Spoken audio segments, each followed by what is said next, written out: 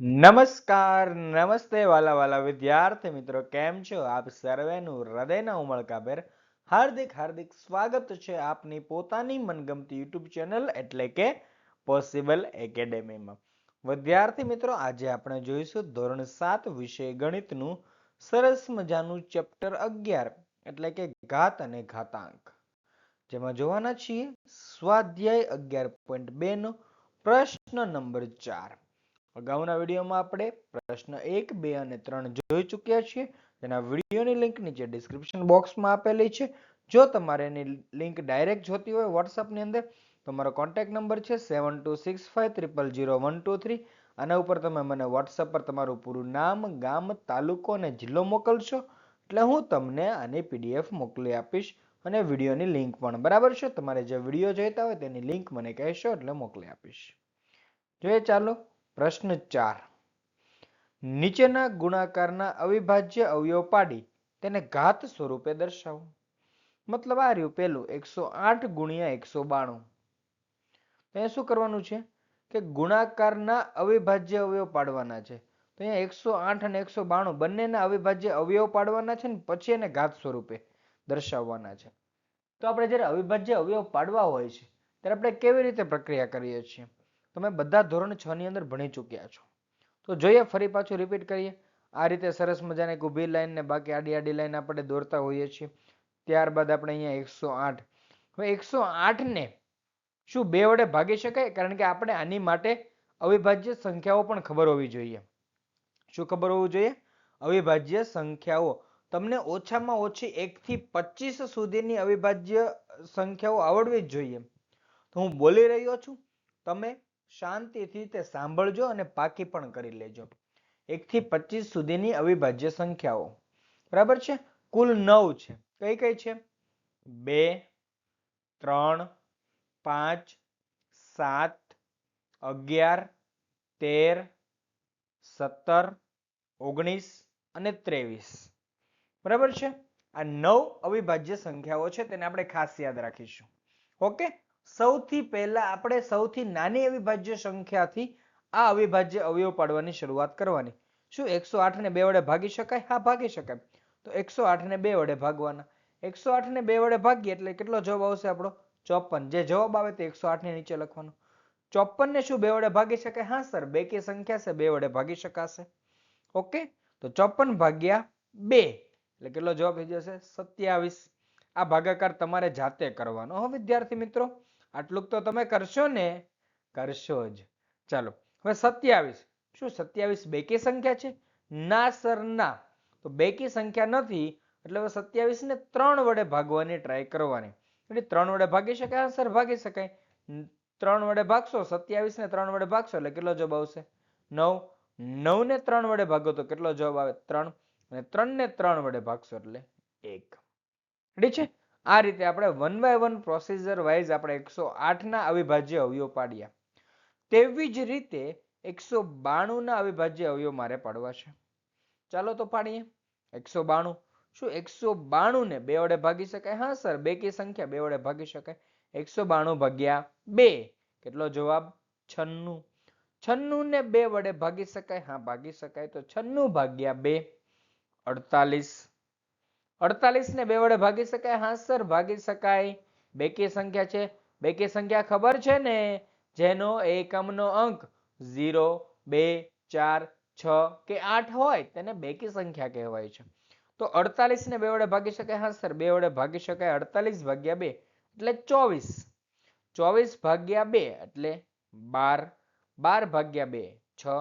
6 ભાગ્યા 2 3. રેડી છે ને? સમજાઈ જાય છે ને? બહુ ઈઝી વસ્તુ છે. આપણને આ બધા ઘડિયાને એવું આવડતું હોય તો આપણે ફટાફટ કરી શકાય. છેલ્લે 3 વધ્યા તો 3 ને 3 વડે ભાગીશું. ઓકે? તો જવાબ આવશે 1. હવે આપણે લખીએ 192 ના 108 ના બધા અવયવો. 108 ના ગુણાકાર રૂપે દર્શાવેલા બધા જ અવયવો. 108 બરાબર 2 ગુણ્યા 2 ગુણ્યા 3 ગુણ્યા 3 ગુણ્યા 3. મતલબ 2 2 વખત છે, મતલબ 2 ની 2 ઘાત ગુણ્યા 3 ની 3 ઘાત. કારણ કે 3 3 વખત છે.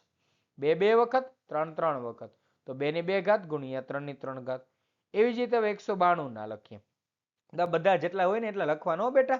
1 2 3 4 5 6 તો 6 વખત બગડા હોવા જોઈએ 1 2 3 4 5 6 અને છેલ્લે ગુણ્યા 3 3 એક વખત છે એટલે ઓકે તો 2 6 વખત હોવાથી 2 ની 6 ઘાત ગુણ્યા 3 ઓકે તો હવે જોઈએ 108 ગુણ્યા 192 આપેલું છે મતલબ આ બંને અવિભાજ્ય અવયવોનો જે આપણે ઘાત સ્વરૂપે લખ્યા છે તેનું શું કરીશું હવે એને દર્શાવીશું બરાબર છે ચાલો તો 108 ગુણ્યા 192 એનો મતલબ એવો થાય 2 ની 2 ઘાત ગુણ્યા 3 ની 3 ઘાત ગુણ્યા 2 ની 6 ઘાત ગુણ્યા 3 કારણ શું 108 છે એનો મતલબ થયો 2 ની 2 ઘાત ગુણ્યા 3 ની 3 ઘાત અને 192 નો શું મતલબ થયો 2 ની 6 ઘાત ગુણ્યા 3 ઓકે ચાલો હવે જોઈએ 2 2 બંનેના આધાર સમાન વચ્ચે ગુણાકારની નિશાની એટલે શું થઈ જાય ઘાતનો સરવાળો 2 ની 2 ઘાત વત્તા 6 ગુણ્યા 3 ની 3 ઘાત વત્તા 1 બરાબર છે તો 2 ની 8 ઘાત ગુણ્યા 3 ની 4 ઘાત સમજાણું આ 2 વત્તા 6 એટલે 8 3 વત્તા 1 એટલે 4 તો આવી રીતે સરસ મજાનું આપણે દાખલો ગણી શકાય છે પરીક્ષાની અંદર આ દાખલો 3 થી 4 માર્ક્સમાં પૂછાશે અને મોસ્ટ આઈએમપી દાખલાઓ છે પ્રશ્ન 4 માં 4 દાખલા છે એમાંથી કોઈ પણ એક દાખલો તમારી પરીક્ષામાં આવશે ને આવશે જ ઓકે તો આવો સરસ મજાનો આગળનો દાખલો એટલે બીજો દાખલો પ્રશ્ન 4 નો બીજો દાખલો 270 તો ફરી પાછી એ જ પ્રોસીજર ઊભા લીટા આડા લીટા 270 લખીશું 270 ને તપાસીશું બેકી સંખ્યા છે યસ સર બેકી સંખ્યા છે તો 2 વડે ભાગો ચાલો ભાઈ 2 વડે ભાગો તો 270 ભાગ્યા 2 એટલે જવાબ આવશે 135 135 કેવી સંખ્યા સર એકી સંખ્યા છે એટલે 2 વડે ભાગી શકાય નહીં તો 3 ની ચાવીનો ઉપયોગ કરીએ તો જોઈએ 5 + 3 + 1 મેં પાછળથી સંખ્યાઓ લીધી છે તમે આગળથી સંખ્યાઓ લઈને સરવાળો કરી શકો કારણ કે 3 ની વિભાજ્યતાની ચાવી શું કહે છે આપેલા બધા અંકોનો સરવાળો કરો 1 3 અને 5 નો સરવાળો કરો જો તે જવાબ 3 વડે ભાગી શકાતો હોય તો આપેલ સંખ્યા 3 વડે ભાગી શકાય તો 5 + 3 + 1 મતલબ કેટલા થઈ જશે 5 ને 3 8 8 ને 1 9 9 3 વડે ભાગી શકાય સર ભાગી શકાય યસ 135 ને 3 વડે ભાગીશું 135 ભાગ્યા 3 એટલે જવાબ આવશે 45 45 ને 3 વડે ભાગી શકાય દરેકને ખબર છે સર 45 ભાગ્યા 3 જવાબ આવે 15 15 ને 3 વડે ભાગીએ તો જવાબ આવે 5 હવે 5 તો 5 વડે જ ભગાય ને કારણ કે અવિભાજ્ય સંખ્યા છે અવિભાજ્ય સંખ્યા પોતાને જ વડે ભાગી શકાય છે તો 5 ને 5 વડે ભાગીએ તો જવાબ આવશે 1 તો 270 બરાબર શું લખી શકાય 270 બરાબર 2 ગુણ્યા 3 ગુણ્યા 3 ગુણ્યા 3 ગુણ્યા 5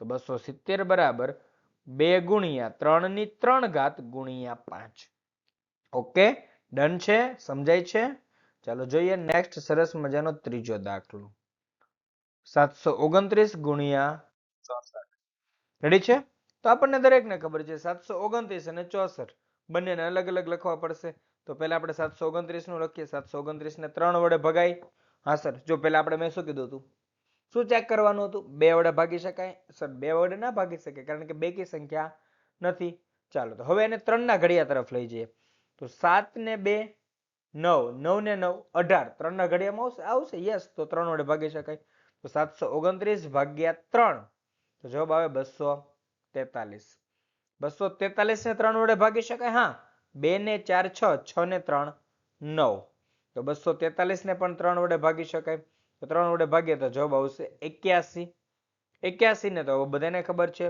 81 ભાગ્યા 3 તો જવાબ આવશે 27 27 ભાગ્યા 3 જવાબ આવશે 9 9 ભાગ્યા 3 તો જવાબ આવશે 3 3 ભાગ્યા 3 તો જવાબ આવશે 1 અરે આ તો જો 3 3 3 3 3 6 વખત 3 આવી ગયું ઓકે ત્યારબાદ જોઈએ 64 64 નું પણ આવું જ કંઈક લાગે છે 64 શું બેકી સંખ્યા છે હા સર બેકી સંખ્યા 64 ને 2 વડે ભાગો જવાબ 32 32 ને 2 વડે ભાગો જવાબ 16 16 ને 2 વડે ભાગો જવાબ 8 8 ને 2 વડે ભાગો જવાબ 4 4 ને 2 વડે ભાગો જવાબ 2 2 ને 2 વડે ભાગો જવાબ 1 અરે વાહ અહીંયા પણ બબે ની લાઈન થઈ ગઈ 2 ની 6 ઘાત વાળું રેડી તો 729 બરાબર 3 ગુણ્યા 3 ગુણ્યા 3 ગુણ્યા 3 ગુણ્યા 3 ગુણ્યા 3 મતલબ 6 વખત 3 છે.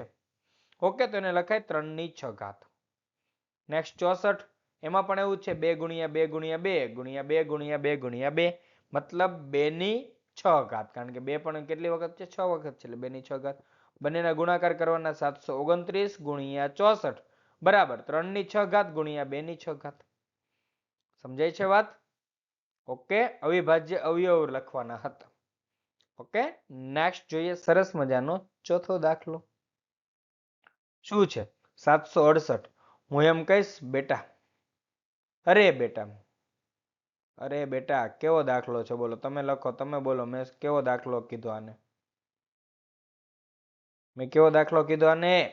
સર આઈએમપી કીધો. IMP most most most IMP છે, પરીક્ષામાં પૂછાશે બેટા. જોઈએ ચાલો 768. તો 768 લખશું. 768 ને 2 વડે ભાગી શકાય? હા સર, બેકી સંખ્યા ભાગી શકાય, 2 વડે ભાગીશું. તો 768 ને 2 વડે ભાગીએ તો જવાબ આવશે 384.